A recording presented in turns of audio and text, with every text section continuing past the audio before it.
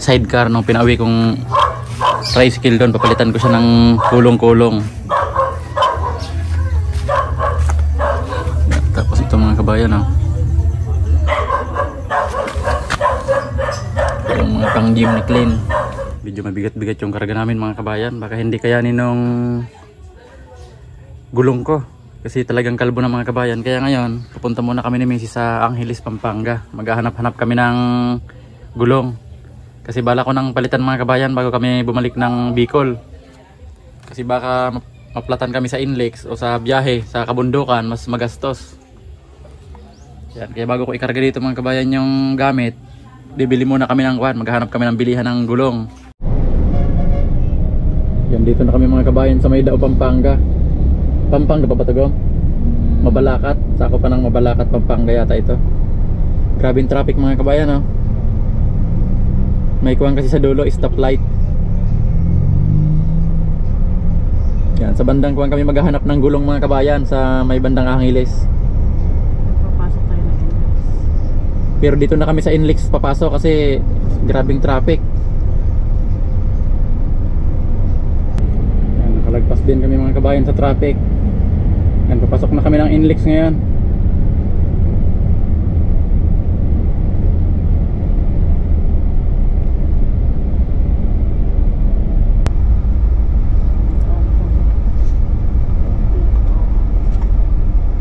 Dito na tayo dumaan.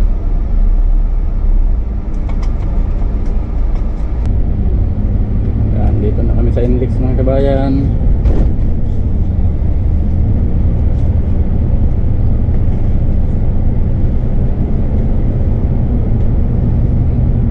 Dati mga kabayan, linggo-linggo ako dumadaan dito. Lunes ng umaga, Sabado ng hapon.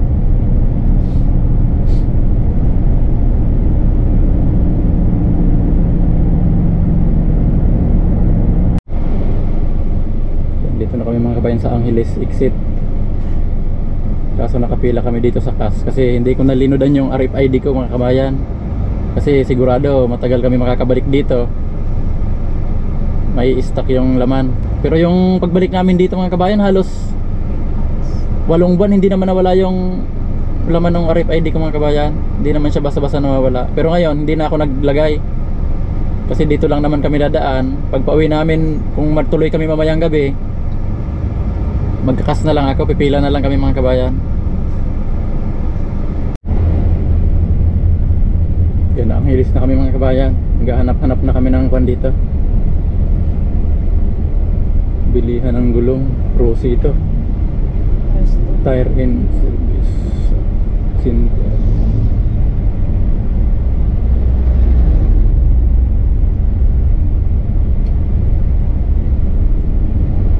Anong pangalan mo? Ayun, oh, mayroong mga kondo sa dulo.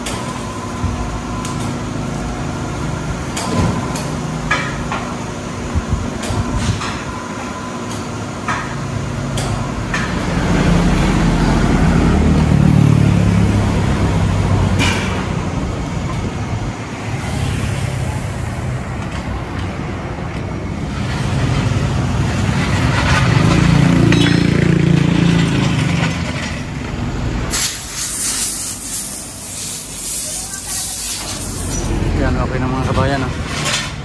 Ito na yung dating gulong ko, nakasakay na dito sa likod. Yan, okay na mga kabayan. Ready na yung gulong ko pa Bicol. Ngayon, ang pupuntahan naman namin, ipapa-align ko mga kabayan yung gulong para yung sa harap hindi agad mapudpud. Kasi pag hindi daw naka-align, madaling mapudpud yung gulong sa harap. Kaya yun naman yung hahanapin namin dito sa Angeles.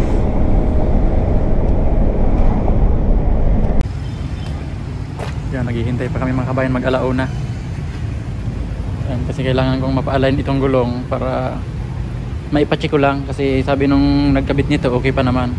Kaso mas maganda nang ipacheck kung naka-align para hindi agad mapudpud yung gulong sa harap.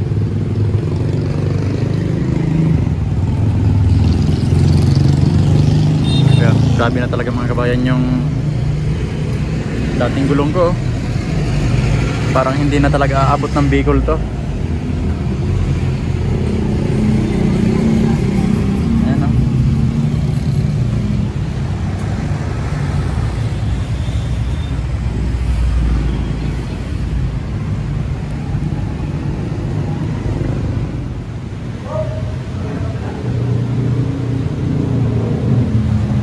Kabayan na, sinalang na nila yung pick up, sila na yung nag-drive. Yan.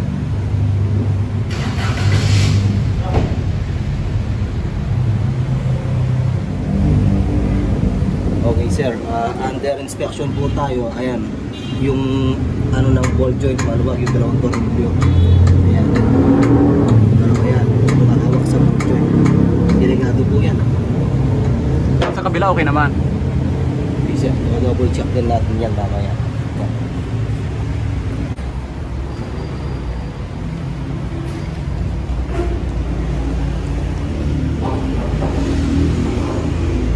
Ina-align ng mga kabayan.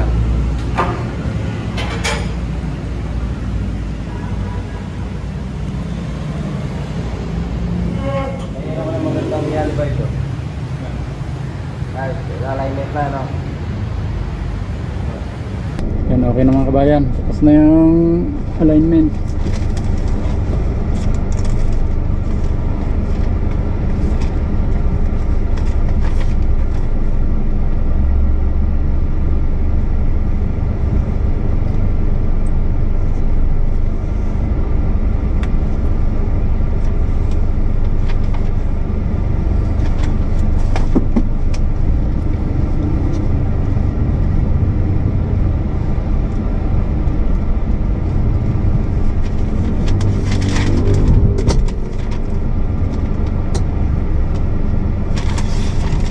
Over muna kami mga kabayan dito sa Dao Pampanga. Manananghalian muna kami ni Mrs.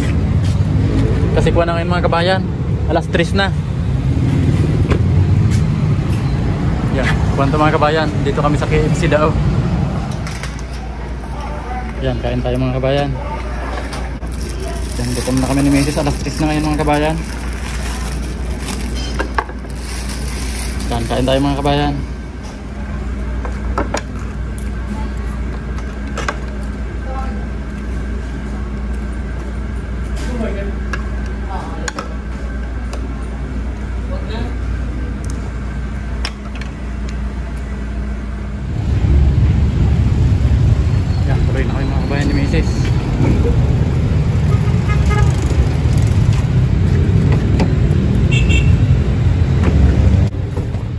Diretso na kami.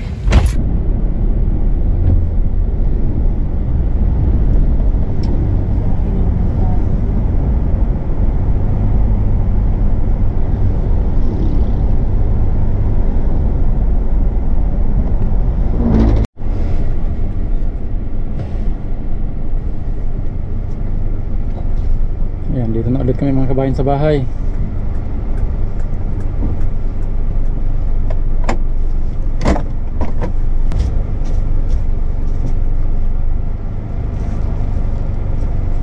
Ayun mga kabayan, si Hisil, oh, nakasalubong agad.